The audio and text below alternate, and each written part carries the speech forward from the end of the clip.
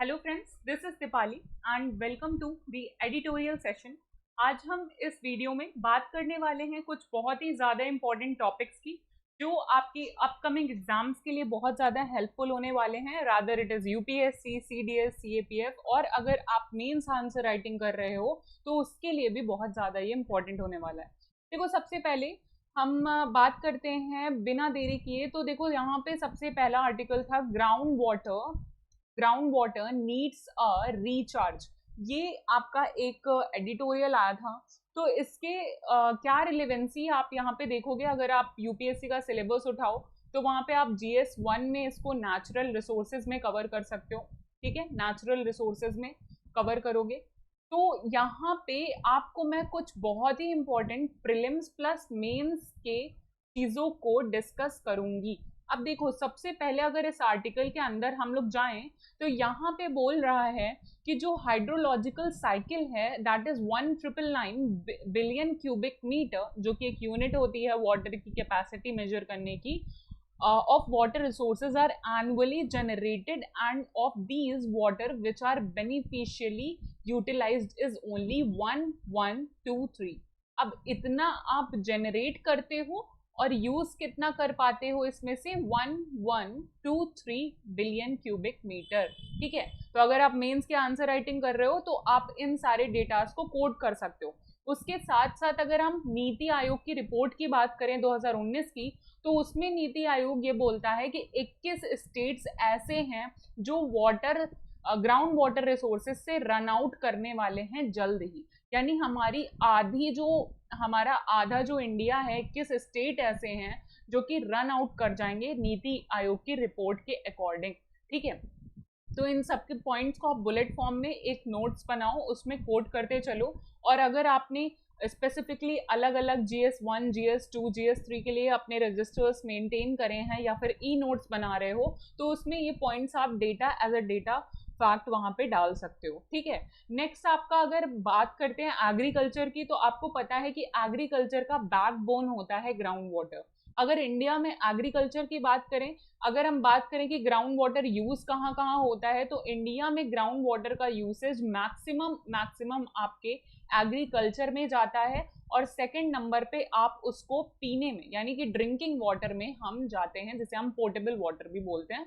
तो ये आपका जाता है मैक्सिमम ग्राउंड वाटर इन दो चीजों पे। ठीक है, तो अगर हम बात करते हैं अलग अलग परसेंटेज की, कहाँ कहाँ कितना कंट्रीब्यूशन दे रहा है ग्राउंड वाटर, तो रूरल आपके एग्रीकल्चर में 62% यूज हो रहा है। वहीं पे अगर रूरल एरियाज में वाटर सप्लाई की बात करें तो 85% एंड अर्बन एरियाज में 50% आपकी ये कैपेसिटी है।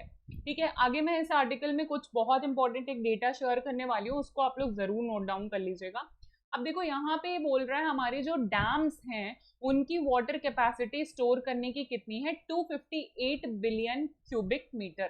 ठीक है, तो इतनी हमारे डैम्स की स्टोर करने की कैपेसिटी है। और वहीं पे अगर हम हाथों हाथ बात करें तो दिल्ली, हरियाणा, पंजाब और राजस्थान जैसे जो स्टेट्स हैं, वहां पे रिजर्वॉयर स्टोरेज जो है सिर्फ और सिर्फ 5% तक है। ठीक है, तो ये कुछ बहुत ही ज़्यादा इंपॉर्टेंट फैक्ट्स हैं जो आपको पता होने चाहिए अगर आप एक यूपीएससी के ईमानदार स्टूडेंट हो तो। अगर हम यहाँ पे एक रिपोर्ट की बात करेंगे तो देखो, सेंट्रल ग्राउंड वाटर बोर्ड पे ऑलरेडी प्रीलिम्स में क्वेश्चन पूछ चुका है यूपीएससी। ठीक है, तो एक तो आप सेंट्रल ग्राउंड वाटर बोर्ड ढंग से तैयार कर लो कि ये किस मिनिस्ट्री के अंतर्गत आता है, इसके क्या क्या काम होते हैं, ये सारी चीजें देख लो। क्या कोई मिनिस्ट्री में आता है कि नहीं, क्या ये स्टैट्यूटरी बॉडी है या फिर ये नॉन स्टैट्यूटरी बॉडी है, ये सब आपका होमवर्क है। कमेंट सेक्शन में बताइए कि सेंट्रल ग्राउंड वाटर बोर्ड जो आपकी है वो स्टैट्यूटरी है कि नॉन स्टैट्यूटरी बॉडी है। उसके साथ साथ मैं आपको यहाँ पे एक रिपोर्ट बताती चलूंगी, क्योंकि ये रिपोर्ट आपके लिए बहुत ज़्यादा इंपॉर्टेंट होने वाली है। यहाँ पे national compilation dynamic ground water resources of India 2022 एक रिपोर्ट रिलीज होती है, जो कि हमारा सेंट्रल ग्राउंड वाटर बोर्ड ही करता है। तो अगर आपके अपकमिंग नेक्स्ट एग्जाम में ऐसी रिपोर्ट लिख के आए और ये पूछा जाए कि इसको कौन लॉन्च करता है, तो आपको ये पता होना चाहिए कि उसको central ground water board launch कर रहा है। अगर इस असेसमेंट रिपोर्ट की हम बात करते हैं तो इस असेसमेंट रिपोर्ट में ये बोला गया कि जो ग्राउंड वाटर रिचार्ज है वो 437.660 बिलियन क्यूबिक मीटर है, और जो एक्सट्रैक्टेबल ग्राउंड वाटर रिसोर्सेज हैं that is 398.08 billion cubic metre. तो अगर हम रिचार्ज कर रहे हैं तो हम साथ साथ एक्सट्रैक्ट भी कर रहे हैं, ठीक है, तो ये भी याद रखना। और इसके साथ साथ इस रिपोर्ट में ये भी बात कही गई कि जो इंडिया में 7089 ग्राउंड वाटर यूनिट्स हैं वो ओवर एक्सप्लॉइटेड हो गई हैं, ठीक है। तो इस रिपोर्ट को आप अपने मेंस के आंसर राइटिंग में GS1 में जरूर कोट कर सकते हो, इस डेटा को आप जरूर नोट डाउन कर लीजिएगा। वो ओवर एक्सप्लॉइटेड हो गए हैं और उनको अब रिप्लेनिश करने की जरूरत है, ऐसा कहा गया है। और इसी के साथ साथ ये भी बोला गया है कि 158 असेसमेंट यूनिट्स हैं जो कि सलाइन हो गई हैं या ब्रैकिश हो गई हैं नेचर में। सलाइन या ब्रैकिश कब होती है ये आपको पता होना चाहिए। तो देखो, जब भी हम उसमें कोई भी इम्प्योरिटीज मिलाते हैं, जैसे कि इंडस्ट्रियल एफ्लुएंट्स मिला देते हैं ग्राउंड वाटर में, तो वो आपके ब्रैकिश और सलाइन हो जाते हैं, वो इम्प्योर हो जाता है ग्राउंड वाटर। तो 158 यूनिट्स ऐसी भी हम लोगों ने कर दी है। अगर उसी के साथ साथ हम बात करें encroachment among India's 2424,540 water bodies की, जो कि मिनिस्ट्री ऑफ जल शक्ति 2023 ने बताया है, तो उसमें मोस्टली जो है वो रूरल एरियाज की बॉडीज हैं, क्योंकि आपको पता है अर्बन एरियाज में मोस्टली जो है रीबिल्डअप हो रहा है, इंडस्ट्रीज वगैरह लग रही हैं, तो उसमें आपका वाटर बॉडीज भी एक्सप्लॉइट हो रही हैं बहुत तेजी से।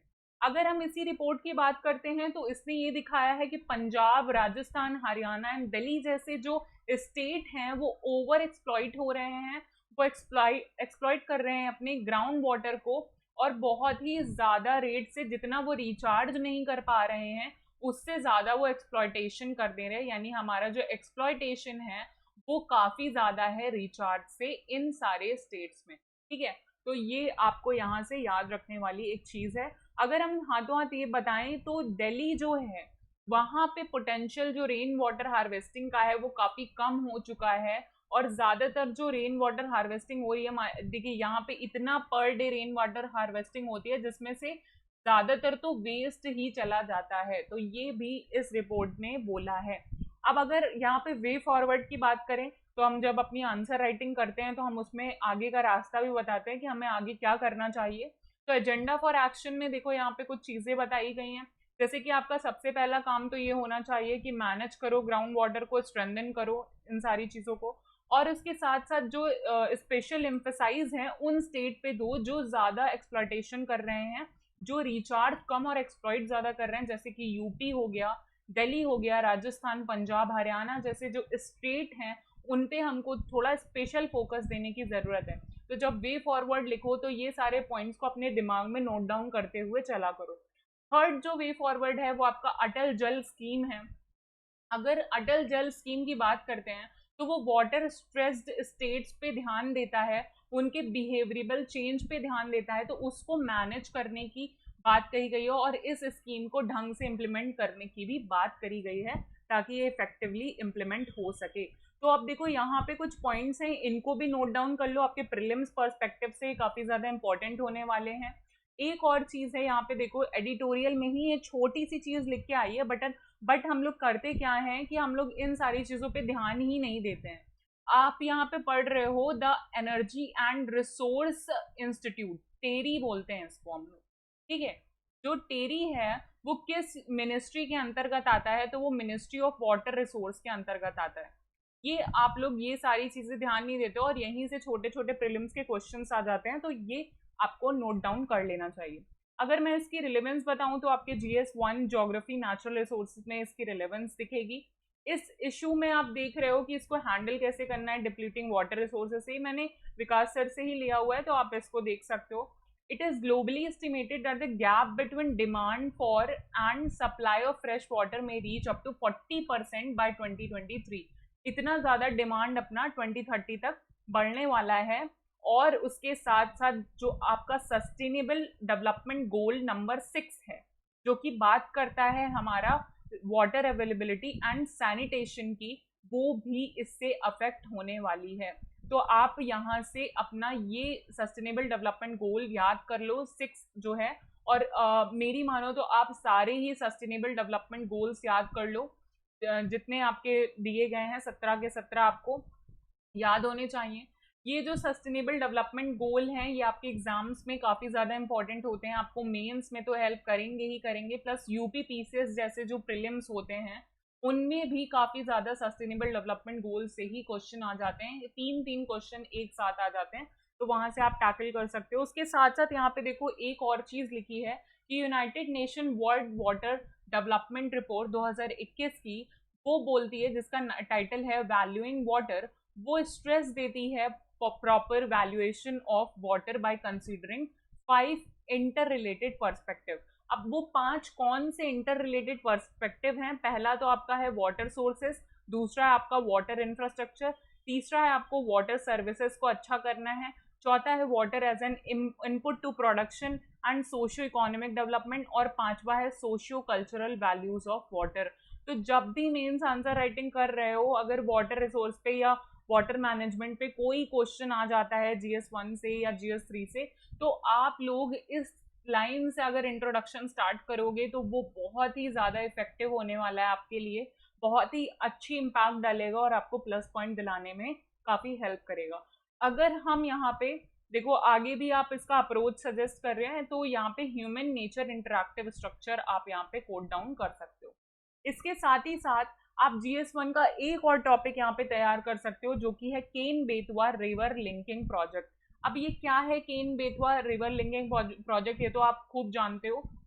ये आपकी रिवर लिंकिंग प्रोजेक्ट क्या है कि जो हिमालयन रिवर्स हैं जो कि पेरिनियल हैं, जो हर साल एकदम वैसी ही की वैसी रहती हैं, उनको हम पेनिनसुलर रिवर ड्रेनेज सिस्टम से कनेक्ट करते हैं।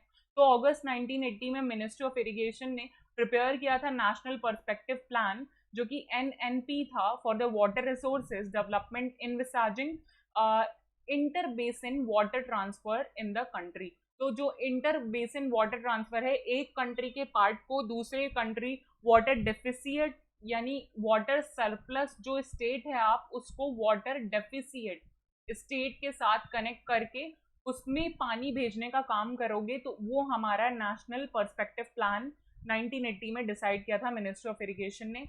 एनपीपी के कंपोनेंट्स क्या थे? तो हिमालयन रिवर डेवलपमेंट था और पेनिनसुलर रिवर डेवलपमेंट था। Based on NPP national water development agency ये जो थी, इसने आइडेंटिफाई किया था 30 रिवर लिंक, जो कि 16 अंडर पेनिनसुलर कंपोनेंट थे और 14 आपके हिमालयन कंपोनेंट के अंदर आते थे। रिवर लिंकिंग आइडिया की बात करते हैं तो वो रिवाइव हुआ था अटल बिहारी वाजपेयी जी के गवर्नमेंट के टाइम पे। उस टाइम पे आपका रिवर लिंकिंग प्रोजेक्ट स्टार्ट हुए थे और उसी में से एक Ken Betwa link project is one of the 16 river linking project था पेनिनसुलर कंपोनेंट का। ठीक है, तो ये आपके लिए कुछ बहुत ज़्यादा ही इंपॉर्टेंट वाटर रिलेटेड इश्यूज हैं। अगर हम बात करते हैं inter state relation and centre state relation, तो जो कि रिवर वाटर डिस्प्यूट्स होते हैं वो शेड्यूल 1 में कवर होते हैं। विच लिस्ट, यहाँ पे आपसे लिस्ट पूछ रहा है, शेड्यूल 7 की कौन सी लिस्ट है, तो ये बताइए आप as a homework in the comment section कि वो कौन सी लिस्ट है जिसके अंदर इंटर स्टेट रिलेशन और सेंटर स्टेट रिलेशन आते हैं वाटर डिस्प्यूट्स को कवर करने के लिए। ठीक है, शेड्यूल 7 में। अब शेड्यूल 7 आप समझते हो ना, यहाँ पे 3 लिस्ट आती हैं, जो union list, concurrent list and state list. तो इन तीनों लिस्ट में किस में आपका रिवर वाटर डिस्प्यूट्स आते हैं उसको बताते चलिए। अब यहाँ पे ये जो डायग्राम है ये आपके लिए बहुत बहुत ज़्यादा इंपॉर्टेंट है, बिकॉज प्रीलिम्स में ऑलरेडी इस पर 3-4 क्वेश्चन प्रीवियस ईयर में पूछ चुका है, तो ये आपके अपकमिंग एग्जाम में बहुत ज़्यादा इंपॉर्टेंट होने वाला है। तो देखो यहाँ पे ये एनसीईआरटी का ही एक डायग्राम है, ठीक है, मैंने वहीं से उठाया है। यहाँ पे आप वाटर डिस्ट्रीब्यूशन देख रहे हो, एक ओशियन है, एक ये ग्राफ है टोटल ग्लोबल वाटर है, जहाँ पे अगर हम टोटल ग्लोबल वाटर की बात करते हैं तो पूरे हमारे कंट्री में, पूरे हमारे ग्लोब में कैसे वाटर का डिस्ट्रीब्यूशन है, तो ओशियन हमारे 96.5% कवर करते हैं। वहीं पे आप ये पिंक वाला ब्लॉक देख रहे होगे, ये आपका अदर सलाइन वाटर है जो कि 0.9% है, और वहीं पे अगर ये फ्रेश वाटर का ब्लॉक देखोगे ब्लू वाला, तो वो 2.5% कंसिस्ट करता है पानी को। तो ये आपको याद रखना है डेटा। अगर हम इसी 2.5% में फर्दर डिस्ट्रीब्यूशन करना चाहें तो आप देखोगे कि glacial glaciers and ice caps 68.7% जो है वो रखते हैं अपने पास, वहीं पे ग्राउंड वाटर 30% अपने पास रखता है। तो आप ये जो लमसम डेटा है उसको थोड़ा सा याद कर लो। और सरफेस वाटर की अगर बात करते हैं तो 1% तक पानी जाता है सरफेस वाटर में। अगर सरफेस वाटर को हम फर्दर डिवाइड करते हैं ग्राउंड आइस और परमाफ्रोस्ट में, मतलब वो एरिया जो परमानेंटली फ्रोजन रहता है, वो 69% है, यानी सबसे ज्यादा है। उसके बाद आपके लेक्स आते हैं। देन आपका येलो ब्लॉक में आता है आपका सॉइल मॉइस्चर, यानी सॉइल के मॉइस्चर में जो पानी होता है। फिर ग्रीन ब्लॉक में आप स्वाम्स वगैरह देखोगे। ब्राउन ब्लॉक में आप यहाँ पे एक थिन और ब्लॉक है, वहां पे आप रिवर्स देखोगे, reverse and living things, and atmosphere में 3%। तो जनरली यहाँ से आपका क्वेश्चन उठाया जा सकता है, बिकॉज यहाँ से कंफ्यूजन बहुत उठेगी। ठीक है, यहाँ से कंफ्यूजन बहुत उठेगी, तो यहाँ से और ग्राउंड वाटर से वगैरह से आपके प्रीलिम्स के क्वेश्चन ऑलरेडी पूछे जा चुके हैं। अगर आप पीवाईक्यू खोल के देखते हो तो आपको पता है मैं किन क्वेश्चंस को रेफर यहाँ पे कर रही हूँ। ठीक है, नेक्स्ट आपका आर्टिकल था first recorded catastrophic breeding failure among imperial penguins raises concern of quasi extension amidst warming climate. अभी ये क्या है कि क्लाइमेट चेंज बहुत भयंकर से हो रहा है, ग्लोबल वार्मिंग बहुत तेजी से बढ़ रही है, और इसी वजह से जो कैटास्ट्रॉफिक ब्रीडिंग फेलियर हो रहा है, मतलब जो हमारे इंपीरियर पेंगुइन्स हैं एंटार्क्टिका में, वो इससे काफी इफेक्ट हो रहे हैं, और उनकी जो स्पेशी है वो क्वासी एक्सटेंशन की कैटेगरी में आ रही है। ठीक है, अब ओवरऑल ये बात क्या करी जा रही है, तो इंपीरियर पेंगुइन क्या होते हैं, ये प्रीलिम्स एग्जाम से आपके लिए इंपॉर्टेंट हो जाएंगे। इंपीरियन पेंगुइन जो होते हैं वो एंटार्क्टिका में फाउंड होते हैं, वो ओनली पेंगुइन हैं जो कि ब्रीड करते हैं इतने हार्श क्लाइमेटिक कंडीशन में। ठीक है, एंटार्क्टिका जैसे हार्श क्लाइमेटिक विंटर में अगर कोई ब्रीडिंग कर रहा है तो वो है इंपीरियर पेंगुइन। अगर हम ब्रिटिश अंटार्कटिका सर्वे की बात करें तो उसने ये पता लगाया है कि ये क्वासी एक्सटेंट हो रहे हैं, यानी ये खत्म हो रहे हैं, क्वासी मतलब लिटिल एक्सटेंशन कैटेगरी में जा रहे हैं। और ग्लोबली ये in if global warming continue 90% of the emperor penguin could be quasi extinct by the end of the century के एंड तक ये पूरे ही 90% खत्म हो चुके होंगे, ऐसा कुछ अनुमान लगाया जा रहा है ब्रिटिश अंटार्कटिका सर्वे के द्वारा। तो ये आपका इंपॉर्टेंट था, थोड़ा सा ये पढ़ लो, थोड़ा सा याद कर लो कि इंपीरियल पेंगुइन कहाँ मिलते हैं, ये आपके लिए थोड़े से इंपॉर्टेंट होने वाले हैं। नेक्स्ट अगर हम बात करते हैं ब्रिक्स समिट की, तो आपको पता है ब्रिक्स मेंबर्स बढ़ गए हैं, वो B11 हो चुका है अब। तो ये कुछ मेंबर्स हैं, इनको आप याद कर लो कि कौन कौन ऐड हुए हैं फॉर द एग्जामिनेशन पर्सपेक्टिव से। अगर हम बात करते हैं यूएई की, तो आप यहाँ पे यूएई को देखा पा रहे होगे, तो इसी के नाम से ही 3 देशों को आप याद कर सकते हो। यूएई में यू जो है वो तो इसी के लिए स्टैंड हो जाएगा, यूएई के लिए। A for Argentina, E for Ethiopia. ठीक है, उसके बाद ये 2 कंट्रीज को आप कैसे याद कर सकते हो, ईरान एंड सऊदी अरेबिया जो हैं वो एक दूसरे के राइवलरी हैं, ये एक दूसरे के इनमें मुठभेड़ चलती रहती है। और बात करते हैं लास्ट, तो वो हमारा इजिप्ट हो जाएगा। इजिप्ट हमारा एक और है जो ऐड हुआ है। ठीक है, तो इस तरीके से आप याद कर सकते हो। अगर हम ब्रिक्स की बात करते हैं तो इनिशियल पर्पस इनका था कि ये किस लिए इन्होंने अपना ग्रुप बनाया हुआ था। इनका 2 ही ऑब्जेक्टिव था कि ये एक्सपांसिव इकोनॉमी करेंगे और प्रॉमिस करेंगे ग्रोथ प्रोस्पेक्ट्स को। लेकिन जब से ये B11 हुआ है तो अब ये काफी ज्यादा डाइवर्स हो चुके हैं। इसमें से कुछ मेंबर तो क्राइसिस से गुजर रहे हैं, लेकिन कुछ यहाँ पे फ्लरिश भी कर रहे हैं, तो ये देखने वाली बात है। और इसके साथ साथ आपको यहाँ पे सऊदी और ईरान जैसे राइवलरी भी साथ साथ आते हुए दिखाई देंगे। तो एग्जाम में अगर आप कंफ्यूज जाओगे कि सऊदी और ईरान कैसे एक ही कंट्री हो सकते हैं एक ही ग्रुप में, तो ऐसा नहीं है। ये हुआ है ऐसा कि ब्रिक्स में सऊदी और ईरान सामने सामने आए हैं। ठीक है, नेक्स्ट आपका आर्टिकल है physics confirm existence of demon particle. तो डिमोन पार्टिकल का एग्जिस्टेंस जो है फिजिक्स ने कंफर्म किया है। अब ये डिमोन पार्टिकल क्या होता है, तो ये कलेक्शन ऑफ इलेक्ट्रॉन होता है। आप यहाँ पे देख रहे होगे ये इलेक्ट्रॉन्स का कलेक्शन होता है एक मेटल के ऊपर। मान लो अगर ये आपकी एक मेटल की सरफेस है, तो इस पे कलेक्शन ऑफ इलेक्ट्रॉन जो होते हैं वो मासलेस वेव्स की तरह बिहेव करते हैं। ऐसी वेव्स जिसका मास नहीं है, ऐसी वेव्स की तरह ये बिहेव करते हैं, ऐसा कुछ ढूंढा है कंपेनिंग में। हमारे फिजिक्स ने। तो ये आया था आपके आर्टिकल, काफी ज्यादा न्यूज में था, इसको थोड़ा सा हम पढ़ लेते हैं, हमारे लिए इंपॉर्टेंट हो जाएगा प्रीलिम्स पर्सपेक्टिव से। तो ये आपके डेविड पाइनस ने 70 ईयर्स एगो प्रेडिक्ट ही किया था। तो ये कैसे पार्टिकल होते हैं, ये इलेक्ट्रिकली न्यूट्रल होते हैं, ये आपको याद रखने वाली चीज है। उसके बाद अगर हम बात करते हैं exhibit properties regardless of temperature, यहाँ पे इनकी जो प्रॉपर्टीज होती हैं वो टेम्परेचर डिपेंडेंट नहीं होती हैं, और ये रूम टेम्परेचर पे भी बढ़िया जो है पोटेंशियल रखते हैं रहने का। अगर हम बात करें यहाँ पे सिग्निफिकेंस क्या होगा, ये काम किस आएंगे डेमोन पार्टिकल, तो डेमोन पार्टिकल आपके सुपर कंडक्टर्स में बहुत ज़्यादा काम आने वाले हैं। ये रूम टेम्परेचर पे भी फंक्शन करते रहते हैं, इसलिए ज़्यादा एफिशिएंट होंगे कंप्यूटिंग में। वर्साटाइल एप्लीकेशंस इसका आपको दिखाई देगा।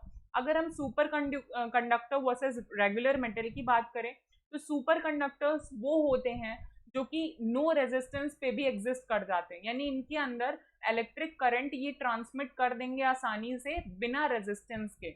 लेकिन रेगुलर मेटल्स में आपको रेजिस्टेंस देखने को मिलता है, और यही रेजिस्टेंस जो होता है इसकी वजह से आपको पता होगा हीट के फॉर्म में एनर्जी लॉस होता है। अगर आप लोग ने जूल्स लॉ ऑफ हीटिंग और ओम्स लॉ वगैरह ढंग से पढ़ा हुआ है, और अगर आपने साइंस के भी स्टूडेंट हो तो इन बातों को अच्छे से समझते होगे कि रेजिस्टेंस की वजह से हीट लॉस होता है, और इस वजह से रेगुलर मेटल थोड़ा सा हमारे लिए इतने किफ़ायती नहीं होते हैं जितना सुपर कंडक्टर होता है in the computers as well.